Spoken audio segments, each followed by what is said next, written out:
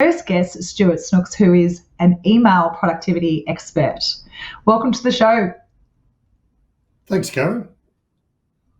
It's great to have you here. And, as a starting point, I'd really love to tap into your views of, the good and the bad side of email. So, in your view, how does our email system help us to be both focused on what does matter, but also, how does it undermine our ability to do what is most important in our day? Yeah, sure. Well, of course, email's not the villain or the good guy. It's just how we use it. It's a terrible master, but it's a good slave once we can get control of it. But all too often, email is a source of interruption and distraction and multitasking, which are the enemies of focus. Yeah, absolutely agree. So what are some of the tips you give to your clients around how do you actually get control of the beast that it can be and make sure that is something that's serving us well? Yeah, well, after 15 years of specialisation in this area and researching or studying the research and working with a wide variety of people, I reckon it comes down to three key strategies. And the first one's getting control of when we give attention to this part of our workload. In fact, it's such an important part of our workload that we should be proactive with it rather than reactive. So the first thing I do is try and get people to shift their working style from one that has become inbox-based, interruption-driven and reactive to something that becomes calendar-based, plan-driven and proactive. And the whole way we start our day really sets the direction. So the first thing I do is get people to set up their software so that they're opening to the calendar view rather than the inbox view. And it makes a profound difference as a regular habit where you start seeing bigger picture first perspective, the things that you already have a responsibility for, a lot of which arrived by email yesterday or the day before. But what most of us do is go straight to the bright, shiny, new urgent stuff in the inbox at the expense of what we already have a commitment to and then wonder why we're struggling to keep up. Yeah. I can certainly relate to that myself. There's some days where I just feel like if I just turn this thing off, I might actually be able to get on top of what's already there. So what other tips do you have? Obviously start on the big picture and then where do we go from there? And then schedule when you are going to look at email rather than just be reactive or treat it in an ad hoc way. As you said earlier in your intro, have some discipline around that, have some structure rather than a lack of structure. Look at it with full attention instead of partial attention. So schedule specific times, and I'll talk about a range of models based on the role that you have, and then turn off all the alerts. Once you know when you are going to look at email and you've got that quite clear, you'll be happy to turn off alerts. And you can have exceptions for certain key people, your immediate boss, your number one client, your number one child, your number one girlfriend, whatever it is. You can have exceptions. It doesn't have to be black or white. So they're the key things that I talk to people about managing email as a distraction or source of interruption or multitasking. And then the other one is when you are in the inbox, when you are doing work, you still get physically interrupted by seeing them arrive. And so there's functionality that stops them arriving. You disconnect from the service so you can focus on the ones you've got without new ones lobbing in and interrupting you while you're trying to work on the ones you already have a commitment to. Yeah. So in your experience, how skilled are people around understanding even the functionality of, the email system that they're using and how to get in control of it? A lot less than they think they are. I can think of at least 4 EAs who've said to me, Steuart, I've been an EA for 20 years and you show me things I didn't even know that I didn't know. So we are blissfully ignorant of what in terms of harnessing that software. When you think about it, most people are doing email pretty much the same way as when they started 10, 15, 20 or more years ago. But email has changed enormously in that time in terms of the volumes, the complexity, the workload, the demands, the pressures. But our skill set has not kept up. The technology moved along. About the number of people that are employed at Microsoft, Google, developing this software, we're doing to keep up with what's possible in our technology. We're a long way behind. Yeah. I've been discovering that for myself recently, again, being Melbourne-based, we're all working remotely and, spending some time actually looking at what the system offers. And, again, it's been quite impressive, the things that, again, I just didn't realise were there. I also had a client recently who set up some rules in her inbox, to help drive some of that traffic. And she came back to me and said that just by simply setting up a rule that sent any email that she's copied into a separate inbox had reduced the load by something like 40%. Yes. You And that's just, what I found. again, My research over the 15 years indicates around 33 to 38 to 40% of email we are getting as CC. And so it's a lower priority. CC, if it's used appropriately, of course, should not require an action or a response. It's something we need to be aware of. So it's a lower priority. The old CC rule you've talked about moving it to another location, a lot of people have tried that and found the problem is that it relies on the sender using CC appropriately, and that's a big ask. And people are missing things, particularly leaders are missing things that are in this folder where, in fact, they needed to take an action or respond, and they should have been in the two-line. So a lot of them are not doing that.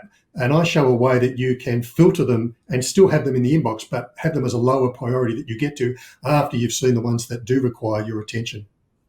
yeah. So what's your advice to people who want to get better at this? You know, where do I start to understand what is some of this functionality? What are some of the rules I can set up? How can I automate some of the management of it? Yeah, I suppose the first thing is to recognise the cost of not doing something. Yeah. In terms of time and dollars and cents, but also increasingly these days in terms of headspace. Email, so much is coming in via email and it's occupying such a lot of headspace, primarily because we don't have a process for dealing with it. And so we're relying on our memory a lot. You see, email overload, I say, is not so much about volume, it's lack of process. When you have a good process, it cuts through volume like a hot knife through butter. And so having the ability to harness your technology to capture the results of the thinking and the decision-making that you have done when you looked at an email the first time and not have to go back to it a second, a third, a fifth, a 13th time before you actually move it on. So getting the software to control and store what you need to know, where you need it, and only until when you need it. And the problem is most email software does the first two but doesn't do the third. And that's one of the real tricks. And I show a process that a whole range of clients tell me this has changed my life, this has revolutionised my inbox, because you're able to capture the results and rely on the system, not on your memory, to keep track of things. And that frees up an enormous amount of headspace, which you can use then to focus on higher order priorities, projects, tasks, and thinking. Yeah.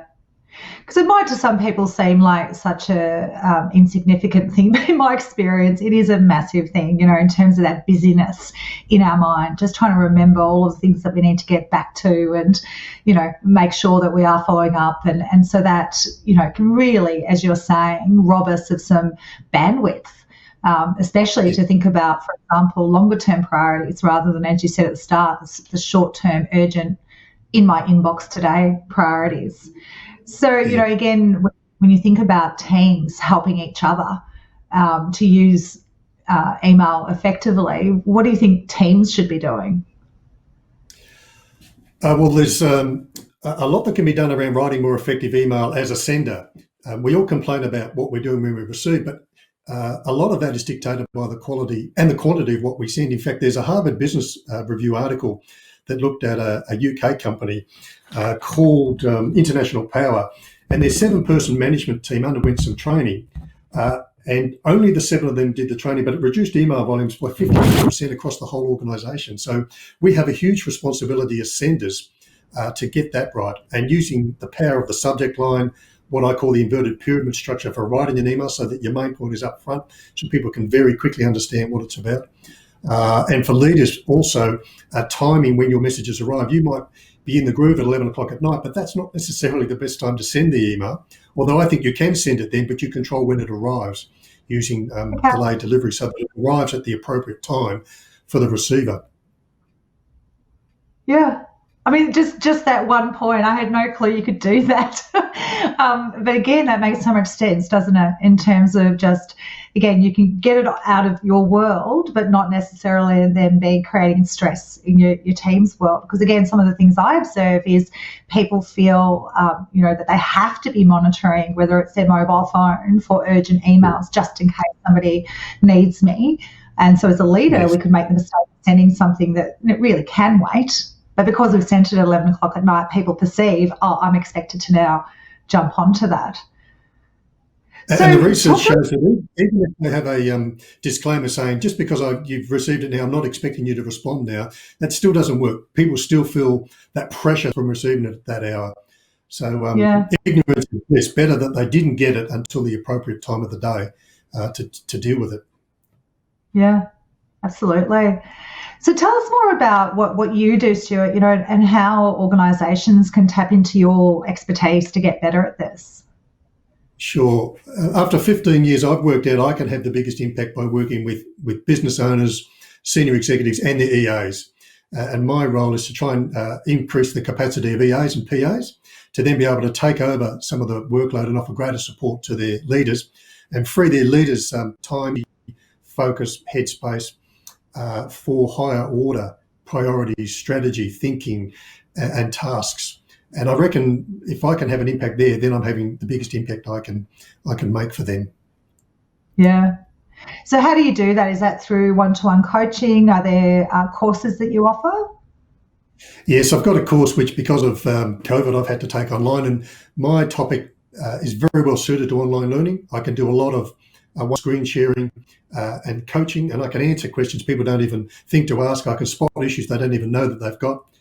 And so I don't need to spend a lot of time with the senior executive themselves.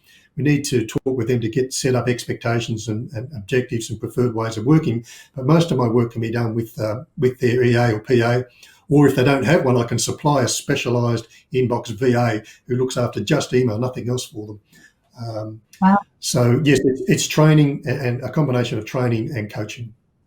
Yeah, which is great insight, isn't it? That as we all know that we've been focused on workflow management and all the systems around project management and all the rest of it to, again, help for us to be productive and deliver successful outcomes. But again, how many organisations actually see their email system as just as critical and need to be part of that workflow? So again, in your experience, if I'm a leader and I'm listening to this and I'm thinking, okay, sounds important, what would be the first step I would take when I go back to my desk?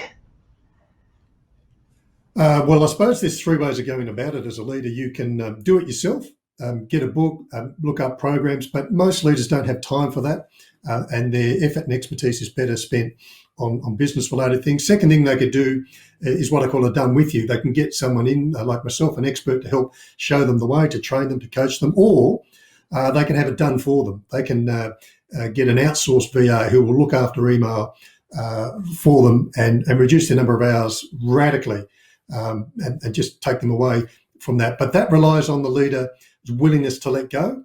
The three main reasons I find leaders don't do this is, and I've heard this from me, as I say, oh, he's a control freak, or she just wants to be across everything.